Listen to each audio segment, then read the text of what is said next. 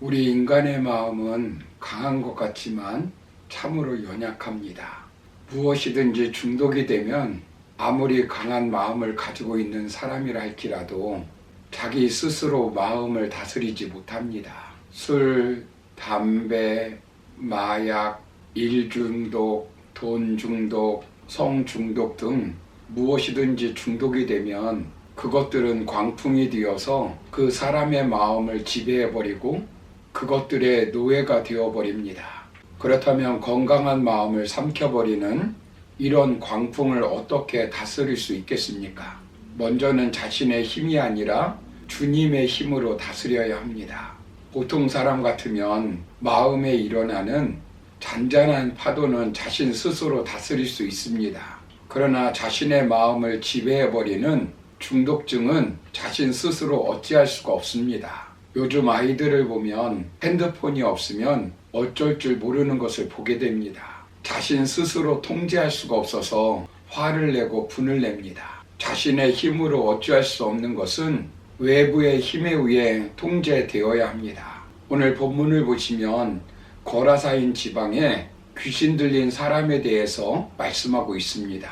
그의 마음을 온통 귀신이 통제하고 있습니다. 귀신 들림을 두 가지 형태로 나누어 생각할 수 있습니다.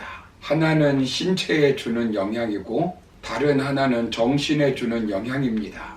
귀신 들림은 하나 또는 그 이상의 악령이나 귀신이 인간의 몸 안에 거주하면서 그 사람을 자기 마음대로 지배하고 그 사람을 자기 마음대로 완전히 지배하는 것입니다. 이렇게 되면 그 사람이 말하는 것과 행동하는 것, 자기가 생각하는 것과 느끼는 것에 대한 자기 통제 능력을 상실해 버리는 것입니다. 이것은 소유권을 의미하기보다는 지배권을 말합니다. 귀신은 사람의 삶 가운데 어떠한 영역이든 어떠한 행위이든 성령의 지배를 받지 않는 바로 그곳을 지배하려고 합니다. 여러분, 귀신이 들리면 어떤 현상이 일어날까요?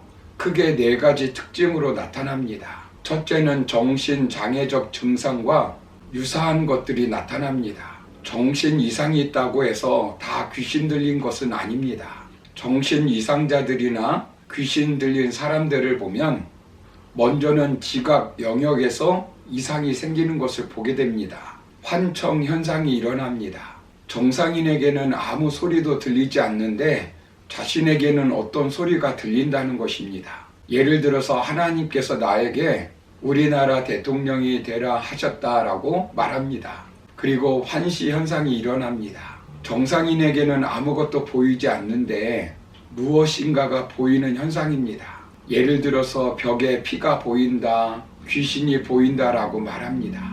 두 번째는 사고 영역에서 이상이 생깁니다. 망상 현상입니다. 사실이 아닌데 사실로 믿는 것입니다. 관계 망상에 사로잡힙니다. 저 두 사람이 나에 대해서 헌당을 한다고 말을 합니다. 그리고 신체 망상에 사로잡힙니다. 예를 들어서 간이 썩어가고 있다고 말합니다. 그리고 어떤 사람은 과대 망상에 사로잡힙니다. 대통령이 나를 중용할 것이라고 말합니다. 세 번째는 말하기 영역에서 이상이 생깁니다. 묻는 말에 엉뚱하게 대답합니다. 말을 하는데 앞뒤가 맞지 않습니다. 네 번째는 행동 영역에서 이상이 생깁니다. 혼잣말을 그렇게 합니다. 이유 없이 어떤 행동을 반복합니다. 이런 정신병은 뇌의 이상, 신체적 이상에서 오는 경우가 있습니다. 두 번째는 신체적 질병으로 인한 과부하 등으로 문제가 발생할 수 있습니다. 세 번째는 심리적 원인에 의한 경우일 수도 있습니다. 네 번째는 약물 남용에 의한 경우일 수도 있습니다. 그러나 귀신 들린 것은 영적인 원인일 경우가 많이 있습니다. 두 번째로 귀신이 들면 죄의 행동이 통제할 수 없도록 나타납니다. 귀신은 더러운 귀신입니다. 인격과 행동, 사고와 언어를 귀신이 지배해버리기 때문에 통제할 수 없는 죄악된 행동이 나타납니다. 스스로 학대해버립니다. 본문 5절을 보시면 돌로 제 몸을 상하고 라고 말합니다. 사탄이 자학과 자살을 유도합니다. 난폭한 사람으로 전락시켜 버립니다. 부끄러운 줄 모릅니다. 누가복음 8장 27절을 보시면 오래 옷을 입지 아니하며 라고 말합니다. 세 번째는 귀신이 들면 미신적이고 사이비 종교적 접촉을 합니다. 귀신이 그를 붙잡아 버립니다. 누가복음 8장 29절을 보시면 귀신이 가끔 그 사람을 붙잡음으로 라고 말씀합니다. 상습적으로 노예 상태로 만들어 버리는 것입니다. 그래서 귀신이 좋아하는 무덤 사이에 거하게 만들어 버립니다. 가정과 사회로부터 고립을 자초해 버리게 합니다. 네 번째는 귀신이 들면 전능하신 하나님과 관계된 것들을 저항합니다. 본문 6절 7절을 보시면 귀신은 하나님의 아들이신 예수님을 잘 알고 있었습니다. 거라사인 사람들은 예수님이 누구인지를 몰랐습니다. 당시 종교 지도자들도 몰랐습니다. 그러나 귀신은 알고 있었습니다. 왜냐하면 귀신은 영물이기 때문입니다. 그러나 예수님을 알 뿐이지 믿고 구원받는 것은 아닙니다. 사람이 극단적으로 광풍을 잠재우지 못하면 그 광풍에 의해서 광인이 되어버립니다. 이런 경우에는 그의 의지로는 어쩔 수 없는 상황입니다. 자신뿐만 아니라 아무도 그를 제어할 힘이 없습니다. 그대로 두면 그의 인생은 파멸됩니다.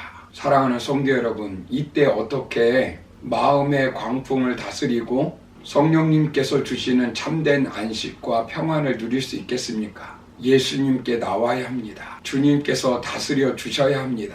6절을 보시면 그가 멀리서 달려와 예수님께 절을 합니다. 귀신들도 예수님을 알아봅니다. 예수님께 와서 무엇이라고 합니까? 지극히 높으신 하나님의 아들 예수여, 나와 당신과 무슨 상관이 있나이까? 원컨대 하나님 앞에 맹세하고 나를 괴롭게 마옵소서라고 말합니다. 왜 이런 말을 했겠습니까? 그 이유가 8절에 나옵니다. 이는 예수께서 이미 저에게 이르시기를 더러운 귀신아 그 사람에게서 나오라 하셨음이라 라고 말씀합니다. 예수님께 나아가면 예수님은 우리를 정확하게 아십니다. 진단해 주시고 귀신을 내어 쫓아주십니다. 다른 것으로는 귀신을 내어 쫓을 수가 없습니다. 예수님만이 자연의 광풍을 다스릴 뿐만 아니라 영적 세계도 다스리시는 분이십니다. 아무리 제어할 수 없다 할지라도 예수님은 더러운 귀신아 그에게서 나오라고 말씀하시면 귀신도 순종하게 되어 있습니다. 사도 바울이 귀신 들린 사람을 대할 때 사도행전 16장 18절을 보시면 예수 그리스도의 이름으로 내가 네게 명하노니 그에게서 나오라 하니 귀신이 즉시 나오니라 라고 말씀합니다. 그러므로 내 마음을 다스리지 못하는 광풍이 있다면 내 힘으로 물리칠 수 없음을 깨닫고 철저히 주님을 의지하여 이겨내는 저와 여러분들의 삶이 되기를 주님의 이름으로 축원합니다. 감사합니다.